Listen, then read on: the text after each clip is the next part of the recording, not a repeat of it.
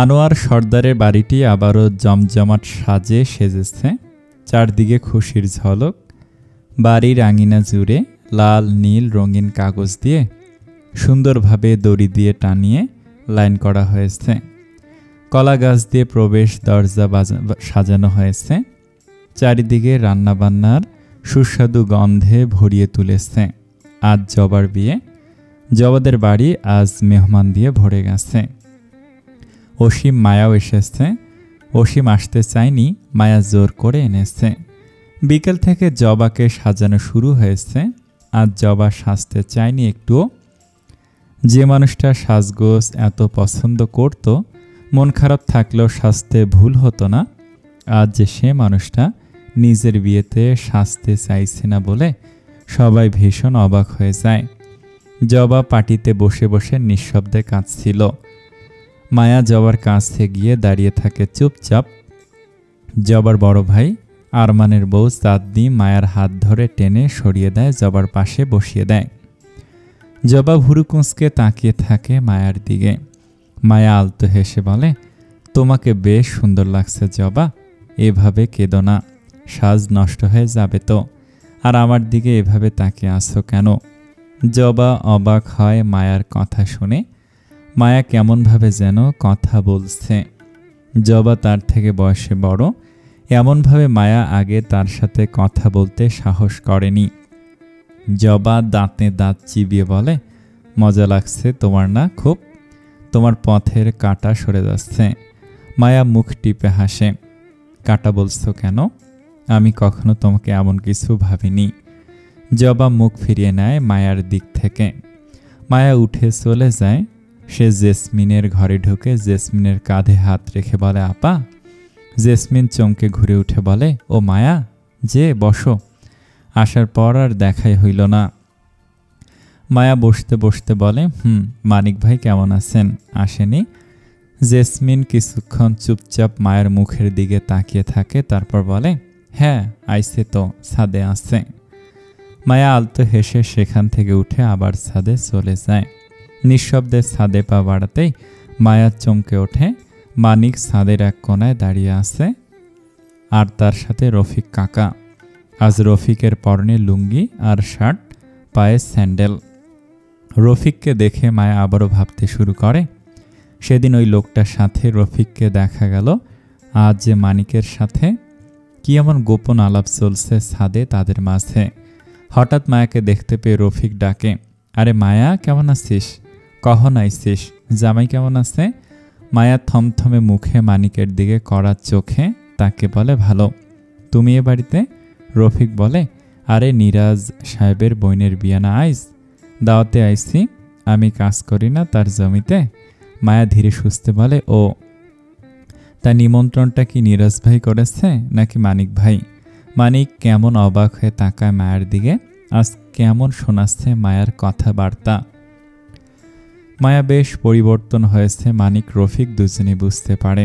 মায়া চলে যায় ছাদ থেকে। রফিক আর মানিক দুজন দুজনের দিকে তাকিয়ে থাকে। মায়া বাইরে যেতে আরও এক দফা অবাক হয়ে যায়। এবার বেশ ভালো মতো সন্দেহ হতে থাকে রফিককে। সেই মেলার ভেতরকার লোকটা আবারও এই বাড়িতে। শহরে সেদিন দেখেছিল, আজ আবার এখানে। লোকটা উঠে সোজা ছাদে চলে যায় মানিকদের কাছে। মায়ার বুকের ভেতর কাঁপন ধরে, সন্দেহ দ্বিগুণ হতে থাকে। মনে মনে ভাবতে থাকে কলির কথা। কলির লিখে রেখে যাওয়া চিঠিখানার কথা আরও একবার মনে মনে আওড়ায় মায়া। কলির মৃত্যু হয়েছে একমাত্র এই মানিক লোকটার জন্য। কলি এবং মায়ার ওপর নজর রেখেছিল মানিক অনেক আগে থেকেই। প্রথমত মায়া ছিল মানিকের মূল শিকারী, কিন্তু পরবর্তীতে কলি ফেঁসে যায় মানিকের ফাঁদে। কলির বাড়ি থেকে শুরু করে কলি যখন এ বাড়িতে এসেছিল তখনও কলির ক্ষতি করার চেষ্টা করে গেছে মানিক। খারাপ উদ্দেশ্য নিয়ে সে কলির পিছু নিয়েছে বহুবার। কলি সম্পর্কে সব খোঁজ খবর নিয়েছে মানিক। নিরাজের প্রতি কলির দুর্বলতাকে কাজে লাগিয়ে কলির সাথে দেখা করেছে মানিক বহুবার, যেগুলো মায়া জানতে পারেনি। সে শহরে ছিল তখন। কলিকে নিরাজের সাথে বিয়ের স্বপ্ন দেখে মানিক কলিকে ভুলিয়ে একসময় নিজেই ভোগ করে নেয় জোর করে। কলি সেদিন আত্মহত্যা করতে চেয়েছিল, কিন্তু সাহসে জোটেনি। সবাইকে সব বলে দিতে চেয়েছিল কলি, কিন্তু মানিক তাকে ভয় দেখিয়ে গেছে। কলির প্রিয় মানুষগুলো মায়া আর নীরাজকে শেষ করে দেওয়ার জন্য হুমকি দিয়ে গেছে। মাস তিনেক এভাবেই কেটে যাওয়ার পর কলি যখন জানতে পারে তার গর্ভে সন্তান ধারণ হচ্ছে, তখন আর কলি নিজেকে ধরে রাখতে পারেনি, নিজের জীবনটা শেষ করে দিয়েছে নিজ হাতেই। কলি মেয়েটা সত্যি ভীষণ সহজ সরল ছিল। কিভাবে ফাঁদে পড়েছিল মানিকের, কলি তা বুঝতেও পারেনি। যখন শেষ মুহূর্তে এসে সে আর পারছিল না, তখন চুপচাপ নিভে গেল কোনো অভিযোগ ছাড়াই। ভাগ্যের ওপর কলির বরাবরই ক্রোধ ছিল, আবার সে ভাগ্যটাই কলির সাথে এমন জঘন্য খেলা খেলল, ধ্বংস করে দিল কলি নামের ছোট্ট শিকারী নিষ্পাপ মেয়েটিকে। রাত বাড়ার সাথে সাথে জবার বিদায়ের ঘণ্টা বাজতে শুরু করে। এদিকে বৃষ্টি শুরু হয়ে যায়। সবাই ঘরে বসে বৃষ্টি থামার অপেক্ষা করতে থাকে। অসীম নীরাজের সাথে বসেছিল বারান্দায়, মায়া রাবেয়ার সাথে দাঁড়িয়েছিল সেখানেই, আরও কিছু লোকজন ছিল সেখানেই। বৃষ্টির জন্য দাঁড়িয়েছিল সব জড়সড় হয়ে। নীরাজদের খেয়াল করেনি মায়া। হঠাৎ মায়ার দিকে চোখ পড়ে অসীম নীরাজ দুজনেরই। নীরাজ এক পলক তাকিয়ে দেখে মায়াকে, তারপর চোখ ফিরিয়ে নেয়। অসীম খেয়াল করে নীরাজকে। মায়ার পরনে নীল রঙের লেহেঙ্গা, চুল হাত খোপা করা, ওড়নার আঁচল পিঠের থেকে সরে গিয়েছে। জামার গলাটা বেশি বড় হওয়াতে পুরো পিঠ ফাঁকা হয়ে আসছে মায়ার। ফর্সা পিঠের ওপর বিন্দু বিন্দু পানি জমা, দেখতে অন্যরকম লাগছে তাকে। অসীম চট করে উঠে দাঁড়িয়ে ব্যস্ত ভঙ্গিতে মায়ার কাছে গিয়ে ডেকে নিয়ে নিজের ঘরে চলে যায়। মায়া জিজ্ঞেস করে কি কারণে ডেকে আনলেন। অসীম মায়ার কোমর জড়িয়ে মুখের কাছে মুখ নিয়ে বলে, চমৎকার লাগছে তোমাকে। মায়া বলে, এটা বলার জন্য ডেকেছেন? না, অন্য কারণে। কি কারণে? তোমাকে মন ভরে দেখার জন্য। ঘরে একা একা দেখবো তাই ডেকে এনেছি। মায়া মিনমিন করে বলে, এখন ঘরে থাকা যাবে, একটু পরেই জবা আপার বিদায়, চলুন। বলেই মায়া বের হতে গেলে অসীম পিছন থেকে জাপটে ধরে বলে, তোমার যেতে হবে না, আর যদি এতই যেতে চাও তাহলে এই জামাটা বদলে অন্য কিছু পরো, এটা আমার পছন্দ হচ্ছে না। মায়া বুঝতে পারে অসীম কেন এমন কথা বলছে। মায়া নিজেও এটা পরতে চায়নি, কিন্তু আসার সময় সে তেমন ভালো কোনো শাড়ি বা জামা আনতে পারেনি। এখানে আগে থেকে রেখে যাওয়া কিছু জামা কাপড় থেকে এটা নতুন বলে পরে নিয়েছিল। মায়া মৃদু হেসে বলে, ঠিক আছে, বদলে নিচ্ছি। আপনি কি একটু বাইরে যাবেন? অসীম শয়তানি হেসে বলে, কেন যাব? যেতে পারবো না, আমার সামনেই বদলে নিতে হবে। মায়া চুপচাপ দাঁড়িয়ে থাকে। অসীম বলে, বিয়ের এতগুলো দিন পার হয়ে গেছে আমাদের, এখনো লজ্জা? এটার কি এখনো কোনো দরকার আছে বলো? এমনিতেই তোমাকে আমি লাজবতী বলি না, ঠিক আছে? অসীম এক প্রকার গম্ভীর মুখে ঘর ছেড়ে বেরিয়ে যায়। সিঁড়ি ভেঙে নিচে নামতেই দেখা হয় জবার সাথে। জবার পরনে লাল বেনারসি, মাথায় লাল ঘোমটা, বধূ বেশে দাঁড়িয়ে আছে জবা। হয়তো অসীমের জন্য অপেক্ষা করছিল সে। জবার পিছনে খানিকটা দূরে দাঁড়িয়ে আছে রাবেয়া। অসীমকে দেখে জবা দৌড়ে যায় তার সামনে, টলমল চোখে বলে, চলে যাইতেছি অসীম ভাই, আপনার জীবন থেকে সরে যাইতেছি। এ বাড়িতে আসলে আর কোনোদিন আমার পাগলামি সহ্য করতে হইব না আপনার, শান্তিতে থাকতে পারবেন। জবা নামক অভিশাপ দূর হইয়া যাইতেছে আপনার জীবন থেকে। অসীম জবার দিকে না তাকিয়েই অন্যদিকে দৃষ্টি রেখে বিনয়ী হেসে বলে, মনে কষ্ট রেখো না জবা, এসব ভেবে নিজের নতুন জীবনটা নষ্ট করতে দিও না, ভালো থেকো, নতুন জীবনে সুখী হও। পারলে মায়ার ওপর থেকে সব রাগ মুছে ফেলো, অভিশাপ তুলে নিও, ওর তো কোনো দোষ নেই। জবা কাঁদতে কাঁদতে বলে, তাইলে একবার আপনার জড়িয়ে ধরতে দিবেন? আমার এতদিনের চাওয়া এইটা, চইলেই তো যাইতাছি, প্রথম আর শেষবারের মতো একবার আপনারে জড়িয়ে ধরতে দেন অসীম ভাই। একবার। অসীম এবার বিরক্ত হয়ে রাগ মিশ্রিত চোখে তাকিয়ে থাকে জবার দিকে। জবাকে পাশ কাটিয়ে চলে যেতেই জবা বসে পড়ে মেঝেতে, হু হু করে কাঁদতে থাকে। রাবেয়া এসে জড়িয়ে ধরে জবাকে, সেও কাঁদতে থাকে তার এতদিনের সঙ্গী জবাকে আজ বিদায় দেবে বলে। জবার বিদায় পর্ব শেষ। যখন আস্তে আস্তে লোকজনের ভিড় কমতে থাকে, তখন জেসমিন লুকিয়ে মায়াকে ডেকে নিয়ে যায় বাড়ির পিছনে। মায়া গভীর রাতে জেসমিনের সাথে চলে যায় সেখানে। জেসমিন এদিক ওদিক তাকিয়ে ফিসফিস করে মায়ের কাছে গিয়ে বলে, তুমি কি প্রস্তুত আছো?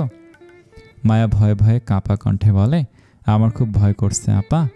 জেসমিন বলে, ভয় করা স্বাভাবিক, তুমি এইসবে কখনো জড়াও নেই তাই, কিন্তু মনে সাহস আনো। একবার তোমার প্রিয় বান্ধবী কলির কথা ভাবো। তুমি সাহায্য না করলে আমার কাজ খুব কঠিন হইব। তুমি সুন্দরী, তাছাড়া তোমার ওপর আগে থেকে মানিকের কুনজর আছে।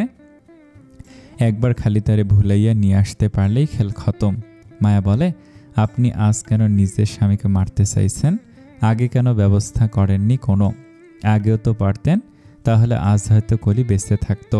এতদিন সুযোগ দিয়ে এসেছেন কেন জানেন?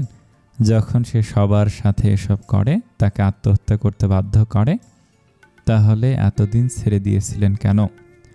জেসমিন বাঁকা হেসে বলে, তুমি এখনো অনেক কিছুই জানো না। শোনো তাইলে, মানিক একজন পেশাদার খনি। শহরে তার একটা ব্যবসা আছে, খারাপ ব্যবসা। আমি এত কিছু বুঝাইয়া কইতে পারবো না। খালি জানি মানিক ছেলে পেলে ধৈরা শহরে নিয়ে তাদের কিডনি, চোখ, ফোপড়া এইসব বেচতে দেয়। তোমার ভাই পলাশরেও ধরছিল, মনে করে দেখো। এইসবে তার সাথে কে কাজ করে জানো? আমাদের প্রতিবেশী রফিক। মানিকের সাথে আইজ দেখছো না একটা লোককে? ওই লোকের সাথে মানিক আর রফিক মিলা কাজ করে। মায়া ভীষণ অবাক হয়ে বলে, ওই লোকটা তো আমাকেও একদিন মেলার ভেতর ধরার চেষ্টা করেছিল, আর পলাশ বলেছিল ওকে যারা ধরেছিল তাদের মুখ বাঁধা ছিল। তাহলে সেদিন আপনার স্বামী মানিক আর রফিক কাকাও ছিল সাথে ওই লোকটা? তার মানে তিনজনে মিলে এসব করেছে। রফিক কাকা এমন কাজ করে? জেসমিন বলে, একেবারে ঠিকই ধরছ, সব এই তিনজন মিলে করে, কিন্তু রফিকের এত দোষ নাই। পলাশ সেদিন রফিকের অনুরোধে বাইসে গেছিল। মানিকের সব থেকে বড় শয়তান।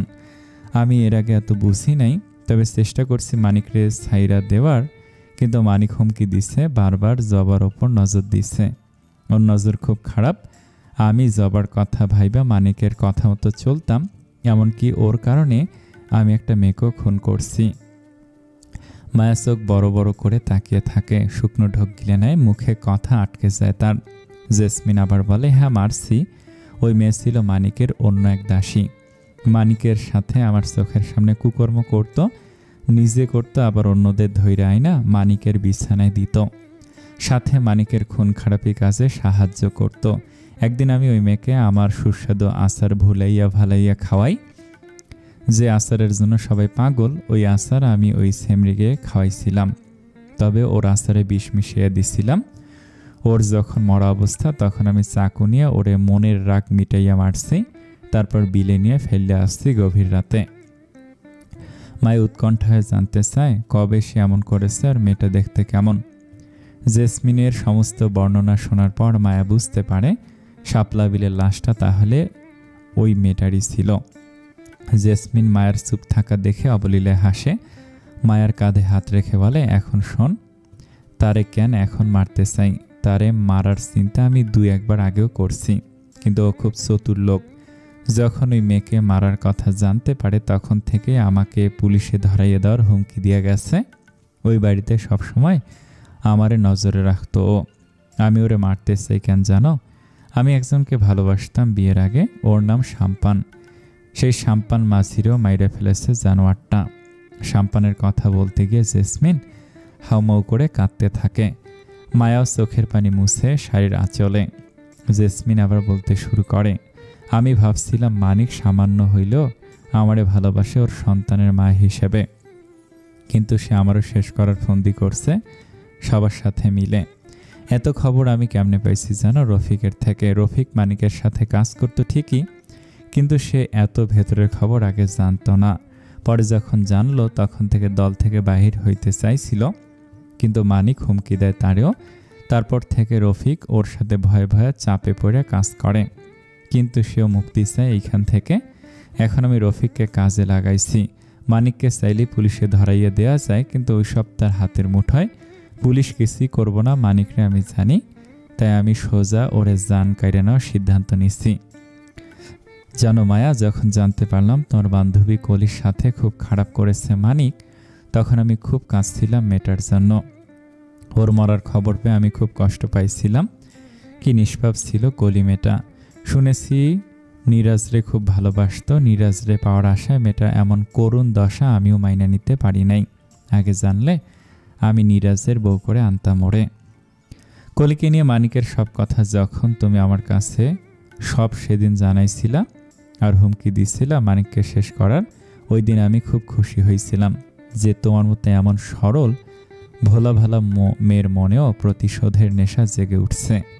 ওই দিনে আমি পরিকল্পনা করি তোমার সাথে নিয়ে একসাথে কাজ করতে হইব, তাহলে খুব সহজ হইব। মায়া এতক্ষণ ধরে যা শুনছিল সব যেন মাথার উপর দিয়ে গেল। মাথা ঘুরে চোখ মুখে অন্ধকার দেখে মায়া।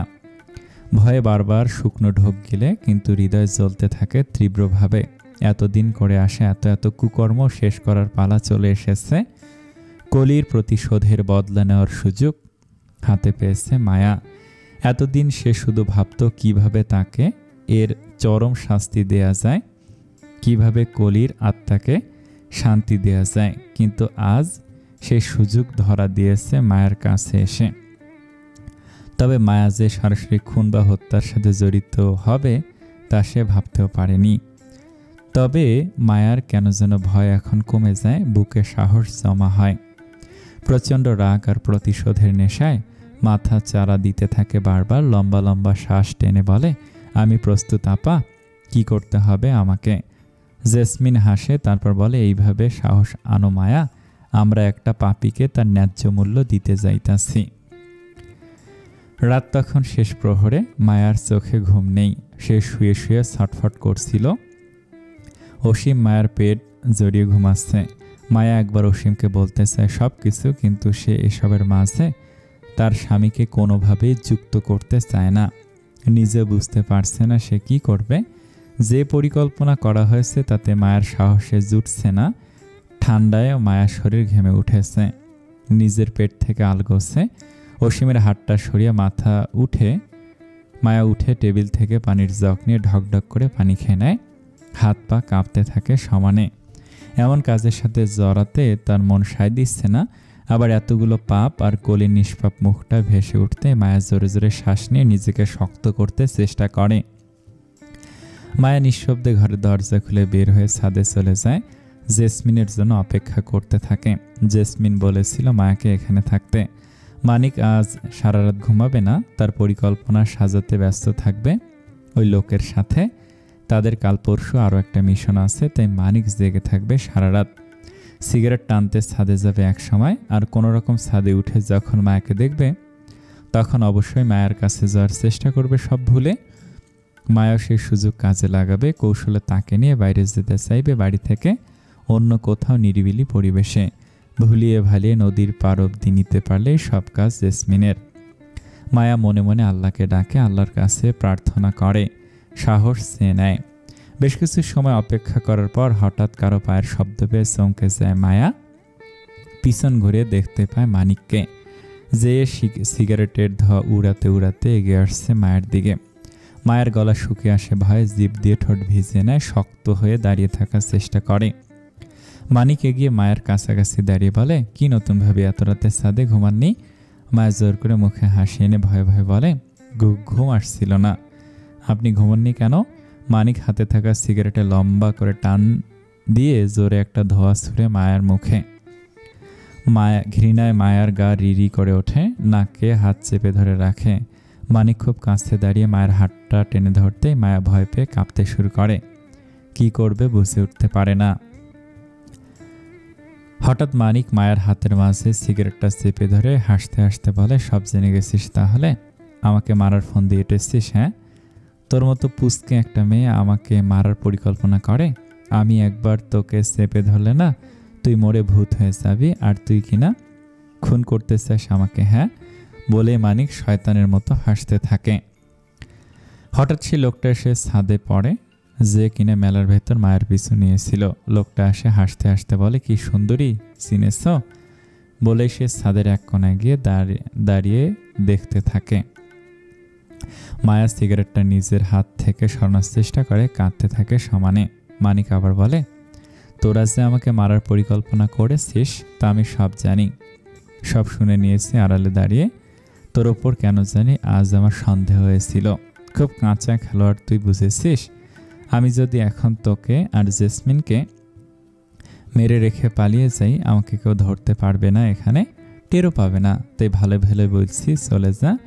নিজের স্বামী আর নিজেকে বাঁচাতে চাইলে সব মুখ বুঝে গিলে নিবি, আর চলে যাওয়ার আগে আমাকে খুশি করে দিয়ে যা। বেশি না, একটু কর আপাতত। মায়া বুঝতে পারে এবার তার পরিকল্পনা সে আর কাজে লাগাতে পারবে না। মানিক সব জেনে গেছে, তাই জোরে জোরে চিৎকার করতে থাকে। মানিক অমনি মুখ চেপে ধরে, ছাদের রেলিংয়ে ঠেস দিয়ে ধরে গালাগালি করতে থাকে মায়াকে। মায়া নিজেকে ছাড়ানোর চেষ্টা করে চিৎকার করতে চায়, কিন্তু মানিকের সাথে পেরে ওঠে না। তার ওপর তুমুল বৃষ্টি শুরু হয়ে যাওয়ায় মায়া আরও ভয় পেয়ে কাঁপতে থাকে, অবশ হতে শুরু করে। মানিক হো করে হেসে বলে, এবার চিৎকার কর দেখি কত পারিস, কে শুনবে তোর চিৎকার। ছাদের মেঝেতে টান মেরে শুয়ে দেয় মায়াকে। মুখ চেপে ধরে রেখেই মায়ার শরীর থেকে গন্ধ শুকে নিতে বুকের দিকে ঝুঁকতেই হঠাৎ পিছন থেকে সজোরে একটা লোহার রডের বাড়ি পড়ে মাথায়। মায়া হা হয়ে তাকিয়ে থাকে। মানিক মাথা চেপে মায়াকে আলগা করতে অসীম মানিককে টেনে তুলে এলোপাথারি রড দিয়ে আঘাত করতে থাকে। মায়া দূরে সরে দাঁড়ায়। মানিক তেড়ে এসে অসীমের গলা চেপে ধরে, পা দিয়ে লাথি দেয় বুক বরাবর। দম নিতে কষ্ট হয় অসীমের। মায়া দৌড়ে এসে মানিককে ছাড়ানোর চেষ্টা করে আর বলে, ছেড়ে দিন ওনাকে, মরে যাবে, ছেড়ে দিন। ছাদের কোণা থেকে বেরিয়ে লোকটা এসে মায়ের চুল টেনে ধরে। মায়া গলা ফাটিয়ে চিৎকার করতে থাকে। অসীম হাঁটু ভাঁজ করে মানিকের বিশেষ অঙ্গে লাথি দিতে মানিক সিটকে দূরে পড়ে কাতরাতে থাকে। অসীম রড তুলে ইচ্ছে মতো মানিককে কেলানো শুরু করে। তারপর মায়াকে ধরে রাখা লোকটাকে ধুমধাম করে মাথায় আঘাত করতে থাকে। তুই সেই কুকুরটা না, সেদিন মেলা থেকে পিছু নিয়েছিস আমার বউয়ের লম্পট, আজ তোকে শেষ করে ফেলবো বলে অসীম ইচ্ছে মতো লোকটাকে লাথি ঘুষি সহ রড দিয়ে মারা শুরু করে। মানিক পিছন থেকে অসীমের গলা চেপে ধরে আবারও। অসীম উল্টে মানিককে ছাদের কোণে টেনে নিয়ে ছাদ থেকে ফেলে দেওয়ার কৌশল খাটিয়ে গলা চেপে ধাক্কাতে ধাক্কাতে ছাদের শেষ কিনারায় নিয়ে আসে। অপর লোকটা অসীমকে পিছন থেকে আঘাত করতে থাকে। অসীম তবুও ছেড়ে দেয় না মানিককে। জোরে জোরে চেঁচিয়ে বলতে থাকে, মেয়েদের শরীরের গন্ধ তোর খুব ভালো লাগে না? তোকে এখন মেরে ফেলে দিয়ে আসলে তোর মরা পচা শরীরের গন্ধে কীটপতঙ্গ আসবে, আর এখন আমি তাই করব, সেটা দেখতেও আমার কাছে খুব ভালো লাগবে বলে অসীম মানিককে টেনে ছাদের রেলিংয়ে ঠেকিয়ে ফেলে। ধস্তাধস্তি দেখে মায়া দৌড়ে ছাদ ছেড়ে নেমে সবাইকে ডাকতে আসবে, তার আগে জেসমিনের আগমন ঘটে। অসীম মানিককে ঠিক ফেলে দেওয়ার মুহূর্তে জেসমিন এসে বলে, ওকে ছাইড়ে দাও অসীম, ওর শাস্তি আমি দেব বলেই সে একটা বটি হাতে এগিয়ে এসে মানিকের বুকে কোপ বসায়। পরপর কয়েকটা বটি দিয়ে কোপাতে শুরু করে। জেসমিন আর চিৎকার করে কাঁদতে থাকে। অন্য লোকটা ভয়ে দৌড় দিতে যাবে, তখনই জেসমিন আবার লোকটার দিকে বটি ছুঁড়ে মারে। লোকটা পড়ে যায় ছাদের মেঝেতে। জেসমিন মানিকের বুকের ওপর বসে বলে, সব পাপ মুইছা দিলাম আজ।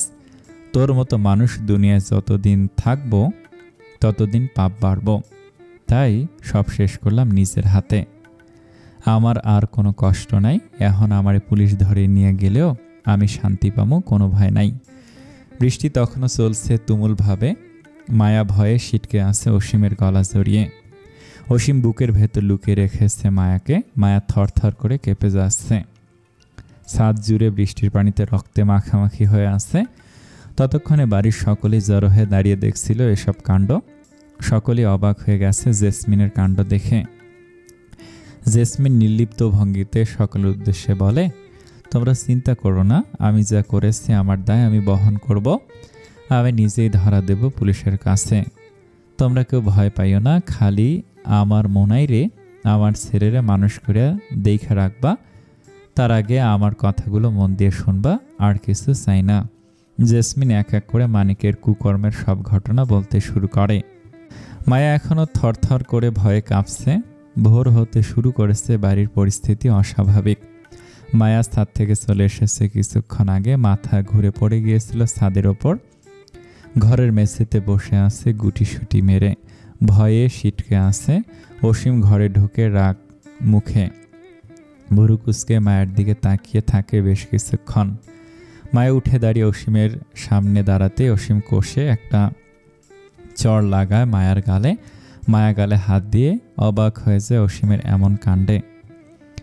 অসীম বালিশের নিচ থেকে কলির চিঠিখানা বের করে গমগমে কণ্ঠে বলে, বেশ সাহস হয়ে গেছে তোমার, হ্যাঁ? পাগল হয়ে গিয়েছিলে? এসবের মাঝে জড়াতে চেয়েছিলে কোন সাহসে? খুন খারাপিতে জড়ানো তোমার মতো মেয়ের কাজ এতই সোজা মনে করো? এত সোজা খুন করা? ওইসব নাটক সিনেমাতে মানায়, বাস্তবে না। আর একটু হলেই তো নিজের 12টা বাজিয়ে ফেলেছিলে। পারতে নিজেকে সেভ করতে। আমি যদি না যেতাম কি হতো, হ্যাঁ? ভাগ্য ভালো চিঠিটা পেয়েছিলাম তোমার বালিশের নিচে থেকে। তোমাকে পাশে দেখতে না পেয়ে অমনি আমার সন্দেহ হয়েছিল। মানিক লোকটা কত ভয়ানক যেন, এত ঝুঁকি নিতে গিয়েছিলে। সত্যি তোমার সাহসের তারিফ করতে হয়। এতই যখন সাহস, তাহলে এখন কাঁপাকাঁপি করছো কেন? পারলে না তো কিছুই, উল্টে নিজেই ফেসে গিয়েছিলে। আরেও অপরাধী, ও পাপ করে বেড়ায়। কলিকে মেরে ফেলেছে বুঝলাম, ওর পাপের জন্য ওর উপযুক্ত শাস্তিও আছে, আইন আছে, সব রকমের শক্ত ব্যবস্থা করা যাবে। এসব না ভেবে সোজা খুন, এত কিছু এত সস্তা ভেবো না মায়া। এসব ঘটনা আশেপাশে অহরহ ঘটছে। হাজারটা মানিক ঘুরে বেড়াচ্ছে আমাদের চারপাশে। দেশে খুন, হত্যা, ধর্ষণ ঘটছে প্রতিনিয়ত। কিভাবে সব তুমি থামাবে? যতদিন বেঁচে থাকবে ততদিন এসব শুনবে, দেখবে। তবে হ্যাঁ, অবশ্যই প্রতিবাদ করতে হবে, শাস্তির সঠিক ব্যবস্থা গ্রহণ করতে হবে। কোনোভাবেই ছাড় নেই এসব জানোয়ারদের, সেই সব সাহস যোগাতে হবে। তা না করে এমন উদ্ভট কল্পনা করলে জীবন চলবে? তাই হয়, যারা ওইসব জীবন বেছে নিয়েছে তাদের কাছে এসব কিছুই না।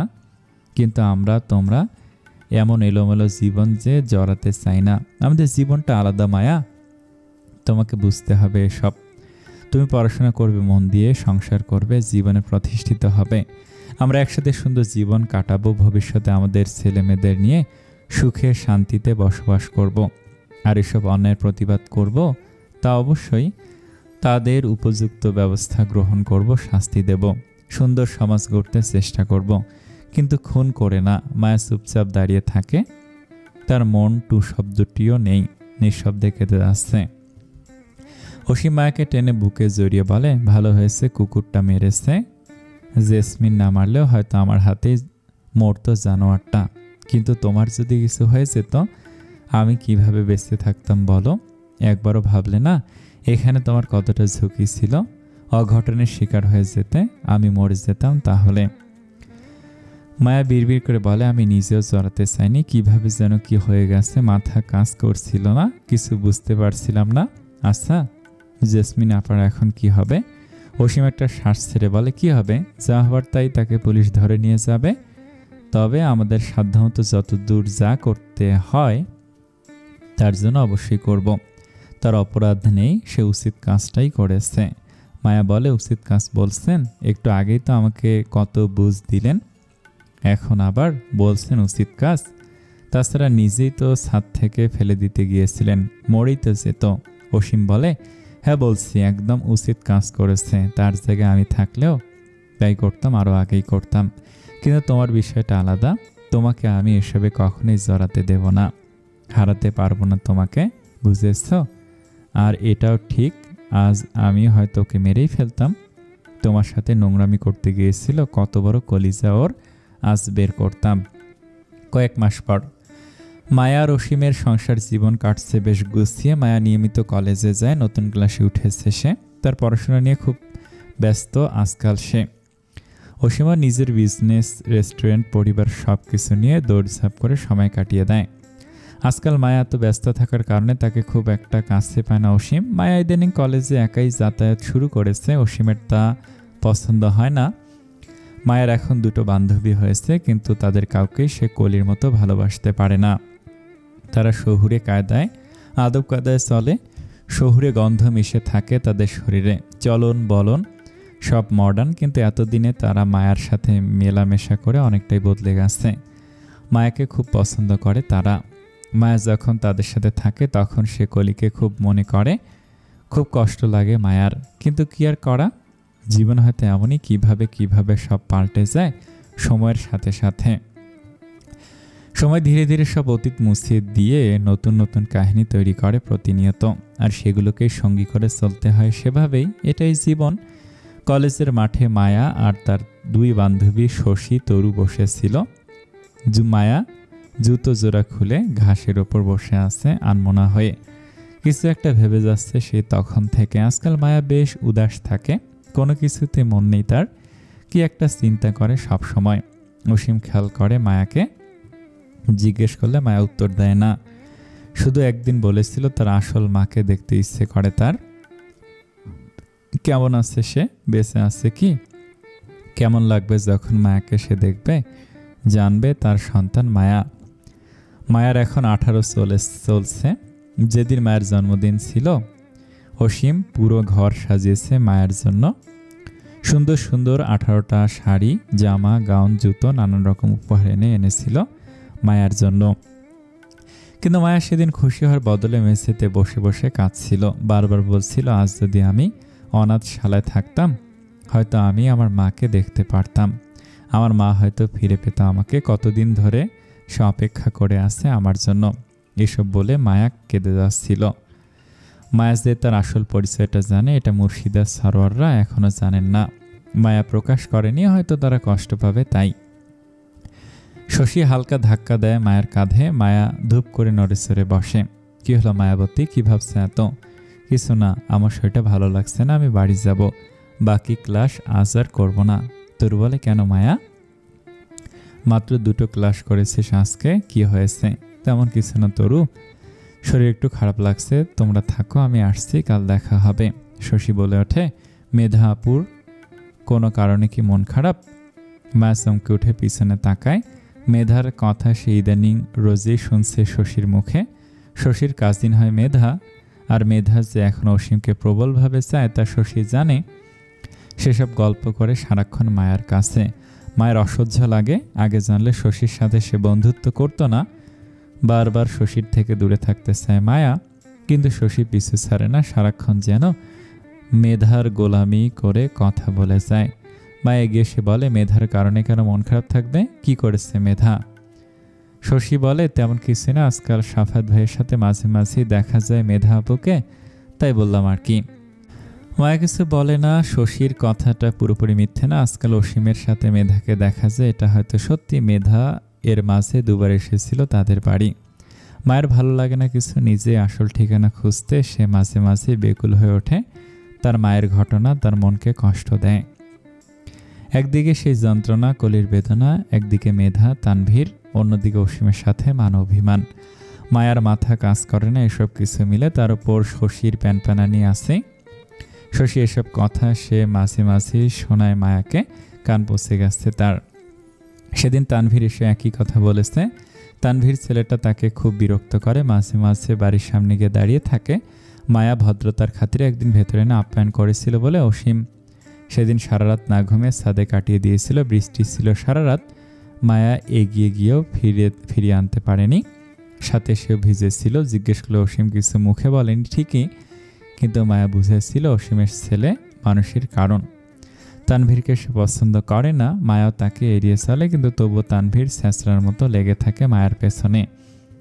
তানভীরকে নিয়ে এর আগেও একবার অসীমের সাথে মায়ার অভিমান ঘটেছিল।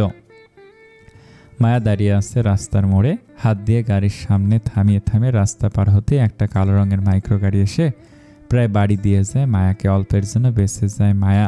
বুকের ওপর হাত রেখে জোরে জোরে শ্বাস নিতে থাকে।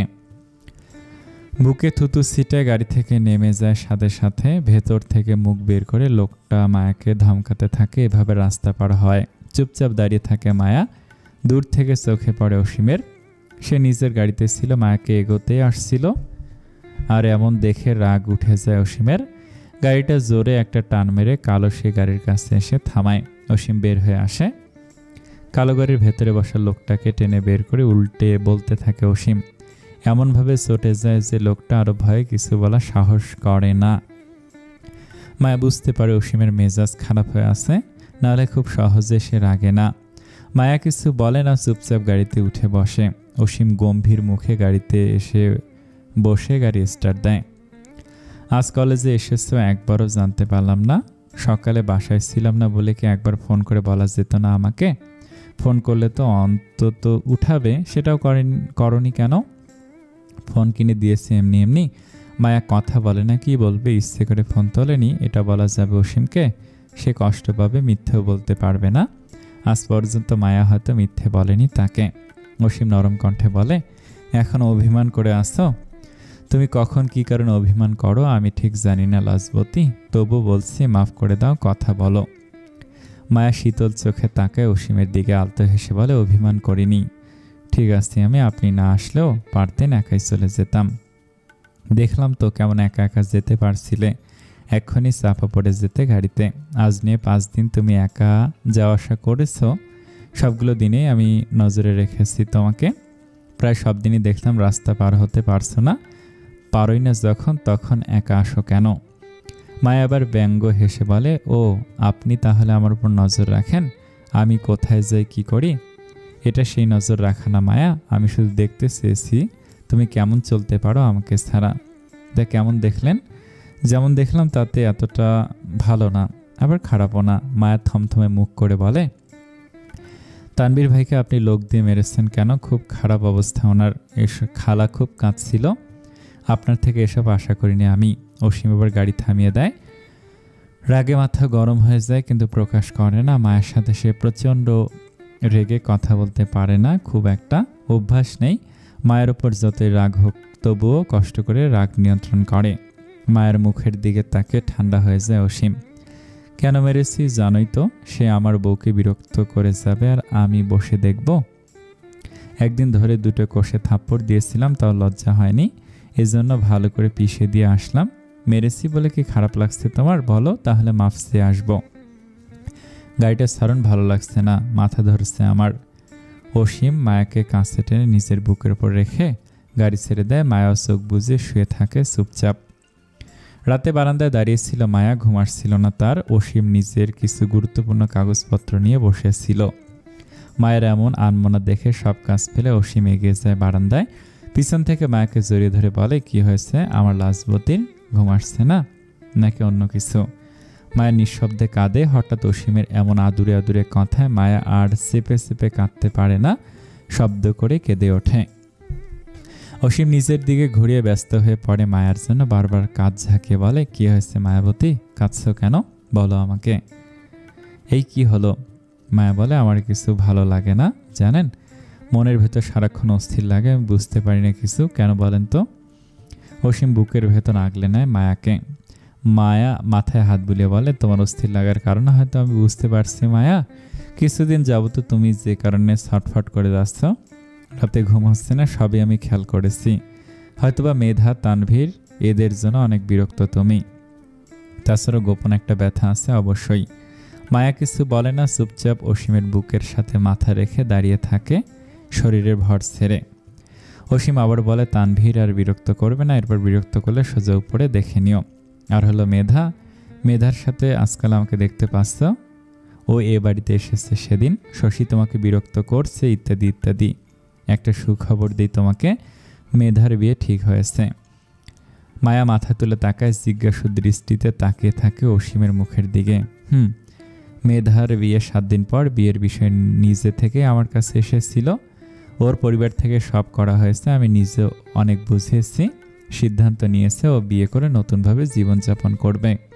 তোমাকে এসব বলা হয়নি, আগে থেকেই না জানানোর জন্য দুঃখিত, ক্ষমা করে দাও। মায়া অভিমানী আর অপরাধ মিশ্রিত সুরে বলে, সিসি এভাবে কেন বলছেন? ব্যস্ততার কারণে জানাতে নাই পারেন, কিন্তু পরে অবশ্যই বলতেন, সেটা তো জানি, আমি কিছু মনে করিনি। অসীম মায়াকে চোখ মুখ মুছে দিয়ে কপালে চুমু খায়, আস্তে ধীরে বলে, আর একটা কথা তোমাকে জানাতে চাই, তুমি কষ্ট পাবে বলে একবার ভেবেছিলাম বলবো না, কিন্তু তুমি এমনিতেও এই বিষয়টা নিয়ে গুমড়ে যাচ্ছ। মায়া কথার শুনে কাঁদবে না বলো, কষ্ট রাখবে না মনে। মায়া অবাক হয়ে ভয়ে ভয়ে বলে, কি কথা, খারাপ কিছু না, বলুন না।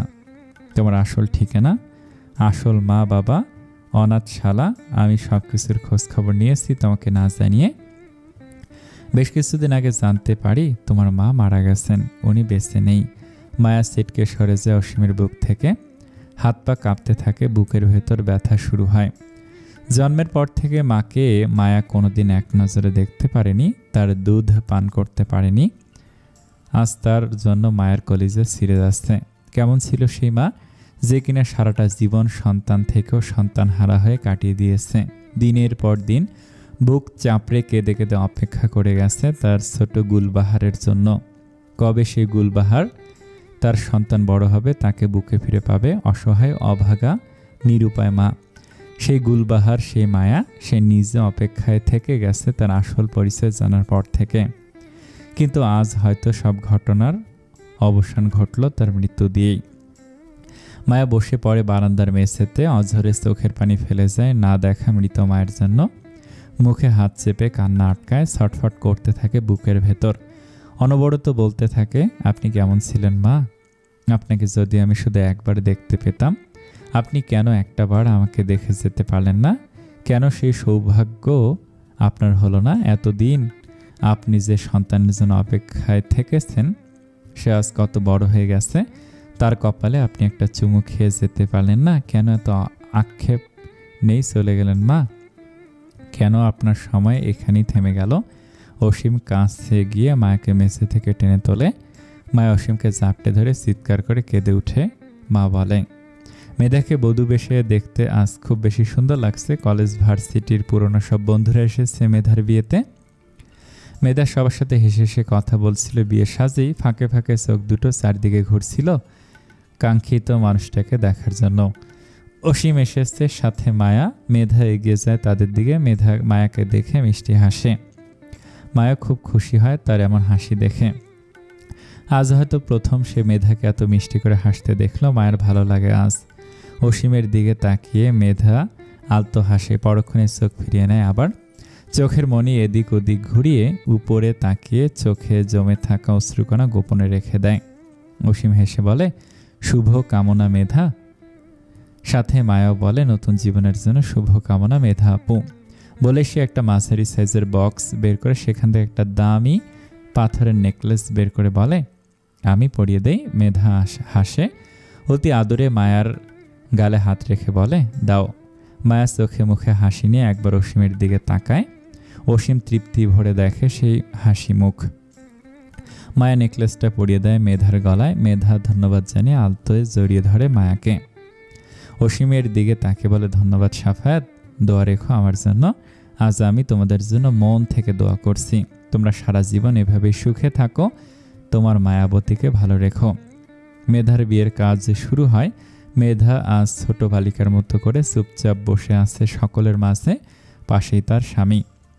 কবুল বলার আগ মুহূর্তে মেধা একবার অসীমের দিকে তাকায়। চোখের কোণে পানি এসে ভিড় করে তার। অবলীলায় হাসে মেধা। চট করে মুখভঙ্গি কঠিন হয়ে যায়। হাতে থাকা টিস্যুখানা দিয়ে চোখের পানি মুছে ফেলে শক্ত করে। তারপর জোরে একটা শ্বাস ছেড়ে বলে, কবুল। অসীম তার পাশেই ছিল। মায়া একবার অসীমের দিকে তাকায়, দেখে অসীম আগে থেকে তাকিয়ে আছে মায়ার দিকে। চোখে চোখ পড়তে মায়া হেসে ফেলে। অসীম বুকে টেনে চুমু খায় মায়ার কপালে। মেধা তাদের রেখে আর হাসে। চৌরাস্তার গলির মোড়ে মায়াকে সাথে নিয়ে অসীম ফুটপাতের দোকানগুলো থেকে ফুল কিনছিল। মায়া ফুল পছন্দ করে। গলির মোড়ে ফুল দেখতে পাওয়ায় মায়া দৌড়ে আসে সেখানে। এক এক করে সব রকম ফুলগুলো নেড়ে চেড়ে দেখতে থাকে। অসীম এসে পিছন থেকে একটা ফুলের মালা নিয়ে মায়ার খোপায় পেঁচিয়ে দেয়। এরপর এক এক করে দোকানে সবগুলো ফুল কিনে নেয় একটা বিশাল বড় ঝুড়ি করে। মায়া বলে সে আইসক্রিম খাবে। অসীম চট করে বড় একটা দোকান থেকে বেশ কিছু আইসক্রিম ধরে দেয় মায়ার হাতে। মায়া বেশ উৎফুল্ল হয়ে খেতে থাকে আইসক্রিম। তারপর রাস্তা পার হয়ে গাড়িতে উঠতে হঠাৎ দেখা হয় নিরাজকে। খানিকটা দূরে নিরাজ একটা বড় বাজারে দাঁড়িয়ে কথা বলছিল কারোর সাথে, সম্ভবত আড়তের বিষয়বস্তু নিয়ে। তার ব্যবসা বাণিজ্য সব শহরে চলে। মায়াদের দেখে এগিয়ে আসে নিরাজ। মায়া আর অসীমা হাসি মুখে এগিয়ে যায় তার দিকে। কেমন আছে নিরাজ ভাই? অনেকদিন পর দেখা। নিরাজ মলিন মুখে বলে, ভালো আছি মায়া। অসীমের সাথে হাত ধরাধরি করে বুকে বুক মিলে নিরাজ। অসীম বলে, শহরে আসো অথচ বাসায় ওঠো না কেন? ভুলে গেছে একদম। হঠাৎ পর করে দিলে কেন? নিরাজ চাপা হাসে, তার হাসিতে যেন প্রাণ নেই। আগের মতো নেই সে। মায়া তাকিয়ে থাকে, ভালো করে খেয়াল করে নীরাজকে। মানুষটাকে দেখে মায়ার আজ কষ্ট হয়। কেন বদলে গেছে নীরাজ? চোখ মুখ শুকিয়ে মলিন হয়ে গেছে, দাড়ি গোঁফ দিয়ে এলোমেলো অবস্থা। আগের মতো মুখের হাসিটাও আর নেই, কেমন চাপা হাসি এখন। হাসিটাও শূন্য শূন্য মনে হয়। মায়া বলে, নীরাজ ভাই, বিয়ে শাদী কি করবেন না? সবে এত করে বলে, তাদের কথা রেখে একটা বিয়ে করে ফেলেন এবার। এভাবে কতদিন থাকবেন আর? কি হলো বলেন, পুরনো কথা মনে রেখে আপনি শুধু শুধু নিজেকে অপরাধী করে রাখবেন না আর? নীরাজ ম্লান হাসে, প্যান্টের পকেট থেকে বের করে সে নুপুরখানা। এখনও নিজের কাছে আগলে রেখেছে সে। মায়া অসীম দুজনের দিকে তাকিয়ে থাকে। নীরাজকে বোঝানোর মতো সাধ্য তাদের নেই। সে নিজের সিদ্ধান্তে অটল। নীরাজের সাথে কথাবার্তা শেষে অসীমরা গাড়িতে উঠে বসে। গাড়ি স্টার্ট দেয় অসীম। মায়া গাড়ির জানালা দিয়ে একবার বাইরে তাকিয়ে দেখে নীরাজ এখনো দাঁড়িয়ে আছে, অপলক তাকিয়ে আছে তাদের চলে যাওয়ার পথের দিকে। মায়া তার ব্যাগ থেকে ছোট্ট একটা বক্স বের করে তার ভেতর আগলে রাখা আরেক পাটি নুপুর বের করে বুকের সাথে চেপে রাখে। চোখের জল ফেলে মনে মনে বলে, তোকে বলেছিলাম না কলি, একদিন তোকে কেউ অনেক বেশি ভালোবাসবে, মনের কোণে রেখে দেবে তোকে। দেখ কলি, আজ তুই নেই, তবুও তোর অদৃশ্য ভালোবাসার টানে কেউ নিঃসঙ্গতায় কাটিয়ে দিচ্ছে অনায়াসে। ওপারে ভালো থাকিস কলি, তোকে আমরা কোনো দিন ভুলে যাব না। তুই চিরকাল বেঁচে থাকবি আমাদের মাঝে। সমাপ্ত। আমরাও কলিকে কখনো ভুলব না। কলি আর মায়ার এই গল্পটা আপনাদের কাছে কেমন লেগেছে প্লিজ প্লিজ প্লিজ কমেন্টে জানাবেন। আজকে আমি সবার কমেন্টে রিপ্লাই দেব। যার কমেন্ট অনেক সুন্দর হবে তাকে মন থেকে ধন্যবাদ দেব। সবাই কমেন্টে লিখুন এই গল্পটা আপনাদের কাছে কেমন লেগেছে। ধন্যবাদ সকলকে। আসসালামু আলাইকুম। অনেক ভালো থাকবেন। নতুন গল্প আসলে সাপোর্ট করবেন।